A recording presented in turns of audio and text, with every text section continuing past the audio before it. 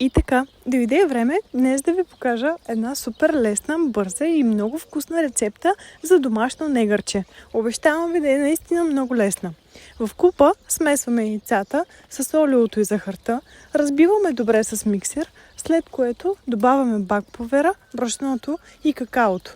Точните количества ще оставя в описанието. След като сме добавили всички продукти, добавяме към тях и киселото мляко. Разбиваме добре с миксер до получаването на гъста, хомогенна, хубава смес. След това намасляваме една тавичка, слагаме малко брашно, за да не ни залепва негърчето в тавичката.